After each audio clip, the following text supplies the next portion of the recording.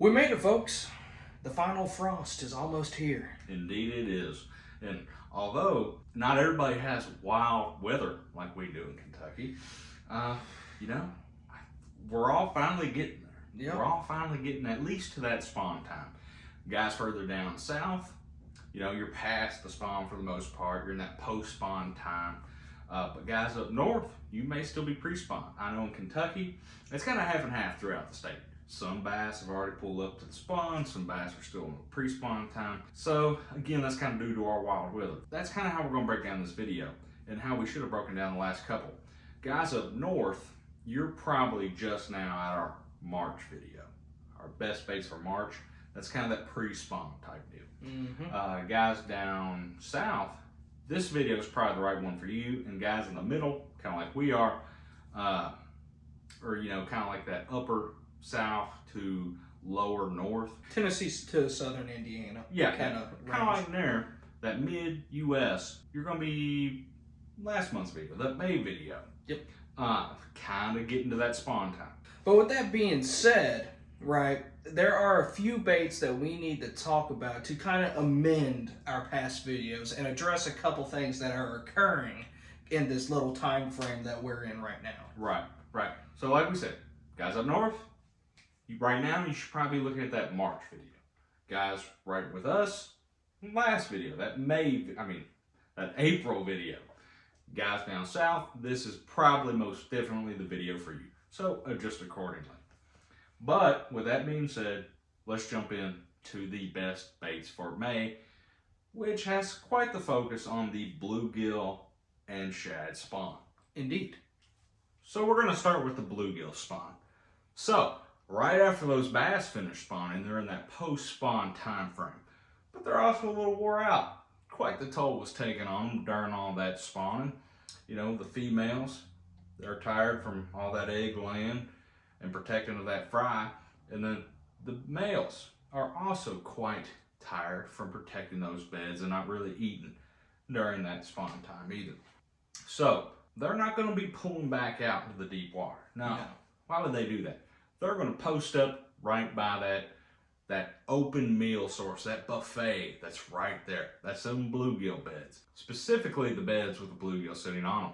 This way, those bass are sitting right there at the edge of them beds, just waiting for a bluegill to come by, or more specifically, be sitting on that bed, but easy prey.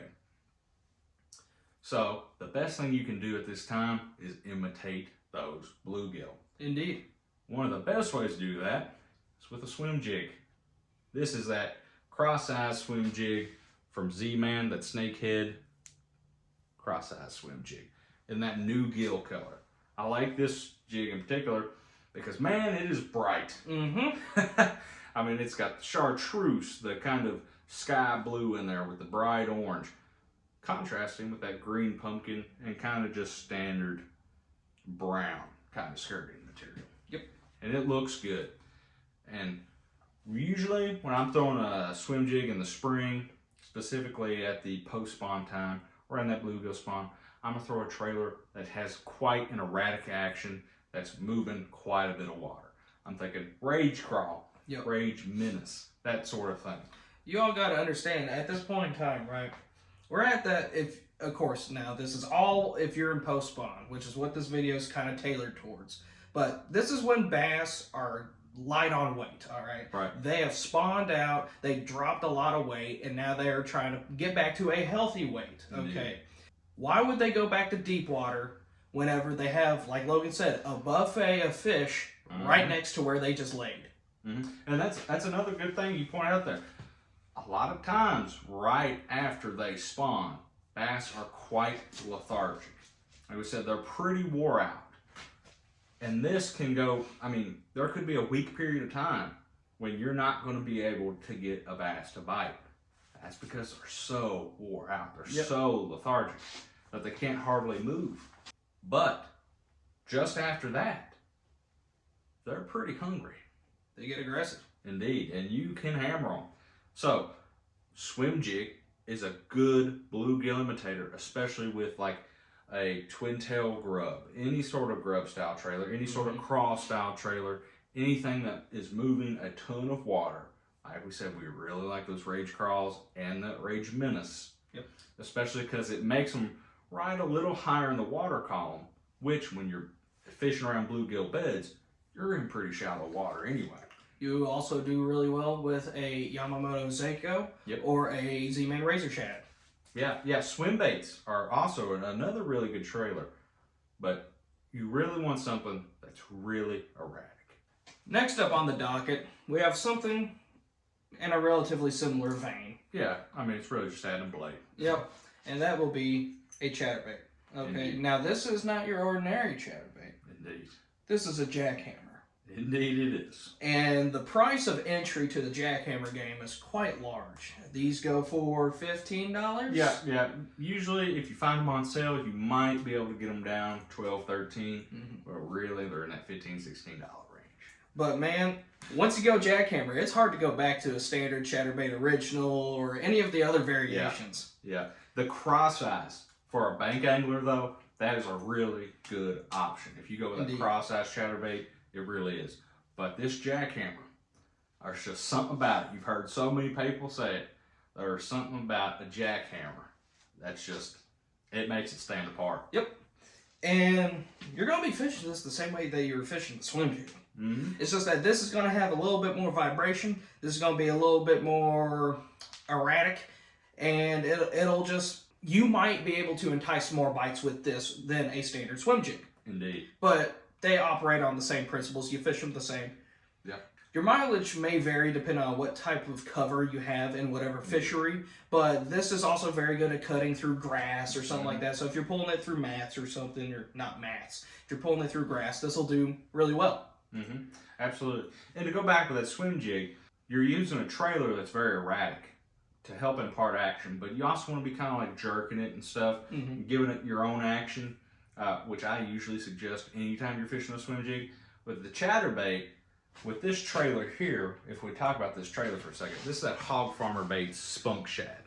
That really is like a perfect chatterbait trailer because it allows you to make that sucker dart all over the place, give it some really erratic swimming type stuff.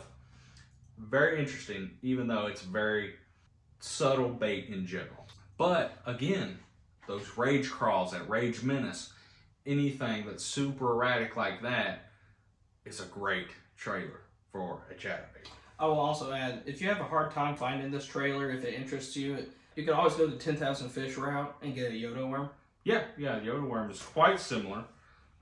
It's a little different in design, a little bit different in action, but still operates off a similar principle. Yeah, absolutely. Yeah, and if you're not finding this in stores, you can always go to, say, Tackle Warehouse. Order it from online. I know Hog Farmer is not always the most accessible of brands, but don't underestimate it. And the final solely bluegill spawn bait we want to talk about is a finesse worm of some sort, either T-rigged or shaky head wise. But yeah, just some sort of finesse worm. This is that Strike King Fat Baby Finesse, and that green pumpkin blue flake. Very good color. It's a good color. But, and you can get longer than that if you want. Heck, you can go shorter than that. But really, it's just a good sort of wormy look. No other way to put it besides wormy. You can drag out from them bluegill beds, Yep. and then bass are absolutely going to whack it. Especially since, you know, if you're fishing in the early post spawn, whenever, like we said, they're more lethargic, you might have better luck with this dragging it across the bottom than swimming something. Absolutely. And also an honorable mention is creature baits. Even though we didn't really put them on this list, it's still a good option. And now for our segue baits. Topwater. Absolutely. We are getting to that time of the year where topwater, it was viable in winter, kinda. It was viable in early spring, a little bit more kinda. Now we're getting to the point in the year to where it is very, very viable for catching fish. Especially when you're fishing shallow anyway. Yep. Now it is obviously more viable at daybreak and then at sunset. But it is quite attainable throughout the day. Indeed.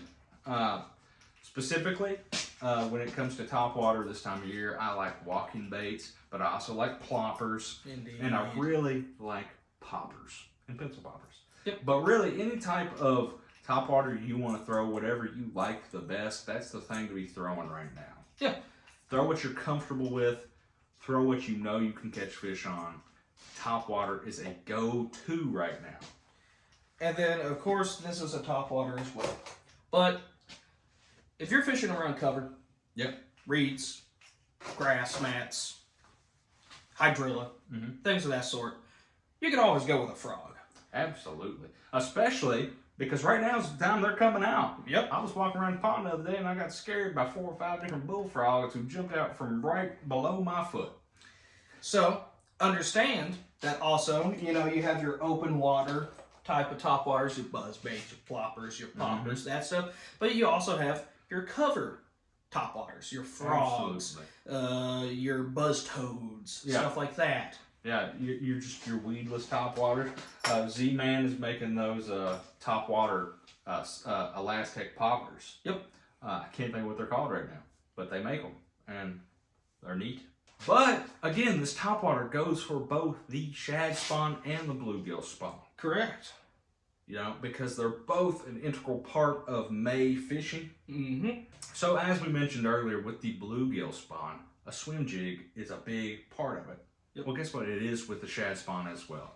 Just change up your profile a little bit. Yep. Get that shad colorway, give that shad profile. And, you know, you can do pretty much whatever with your trailer. I don't care about matching too much as long as I got that good looking skirt. But when it's a little stained or muddier, you know, I might have that chartreuse in my skirt, but I'm going to go with a black and blue trailer. I just think it helps that profile out a lot, and those bass don't really care too much. And the inverse, I really enjoy a black and blue swim jig with a chartreuse trailer. Absolutely, absolutely. But again, this is that Excite Baits Reflex swim jig, I do believe is what that is called.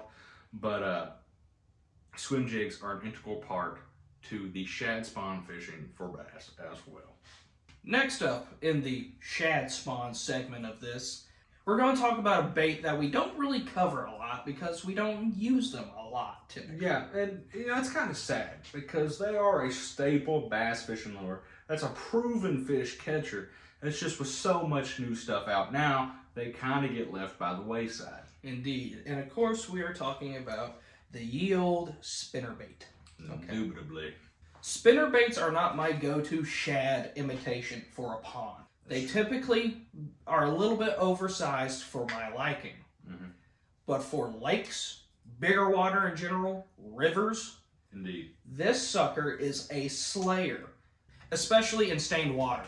Whenever you just want to move something heavy that's thumping hard, that's dark, that just wants to get attention of those aggressive bass. Absolutely, especially when using something like a Colorado or a turtle shell type blade, like on this War Eagle here. Yes, it includes both bronze and a silver. And then this is in that mouse color, I believe. Yeah, mouse. Which is a really good shad imitation. It could also pass for crappie. Yeah, you know, your shad colors are your whites, some chartreuse in there, this kind of smoky type shaddy look, you know. Keep it simple, stupid, all right? Absolutely. You don't have to overthink a lot of stuff when it comes to the shad imitation. Just go with what looks shaddy to you. Absolutely. And of course, you know, if you have shiners, like gold shiners or something in your fisheries, you could always go with a bronze, more brown, more tan imitation. Absolutely. And you don't have to throw it with a trailer if you don't want to. Trailer hook. You throw it with a trailer hook. But if you are going to throw a trailer on there, I'd recommend some sort of swim bait, a Kitech, a Rage Swimmer, something like that. A Largo shad. Anything like that will catch you fish. Indeed. So that pretty much wraps up the specific baits we're going to talk about in this video.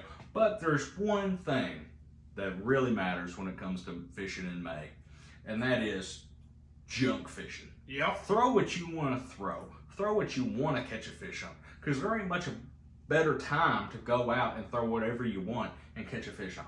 No. If you want to throw some cranks, throw some cranks. If you want to throw some glide baits like this 6 cent Speed Glide 110, I do believe, go out and do it. It's a good time to experiment, good time to get comfortable with stuff. Yep. Good time to try new things that you've never thrown before. because you're likely to catch fish. Oh yeah, man. When they're in this aggressive state right now, you're hard pressed to throw out something and not catch a fish on it.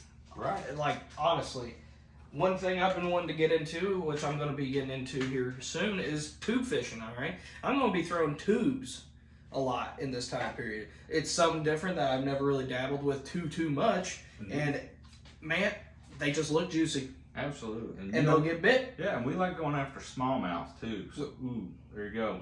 Plus, there's another thing talking about smallmouth. I want to try out this little shinobi shad. This little bitty spy bait from Janko. Another bait I've just been randomly wanting to try is that Strike King Hybrid Hunter. You know, haven't got the chance to go out and throw it yet. Really want to do that. But really, this time's just about getting out, junk fishing, throwing everything but the kitchen sink, trying new stuff, getting comfortable, and nailing fish. Yep, there are a few baits that we just wanted to highlight and talk about specifically, but man, everything's up for grabs in this time of year. Absolutely. Well, with that being said, that's pretty much the end of the video. It's probably longer than it needed to be. Indeed. But, you know, there's just so much to talk about in May because there's so many things to do. And the majority of the country's in 3 different states of the spawn. Absolutely. So, with that being said, again, address this video accordingly to where you're at in that time period. That being said, make sure you check out our videos on the end screen. If you like this video and you want to see others like it, please like, subscribe, and ring that notification bell. And heck, even drop us a comment down below about where you're at right now and what you're catching them on. Yep, always like to hear from y'all guys. Absolutely. Oh guys, I don't want to talk about that. I think it's just that stroke.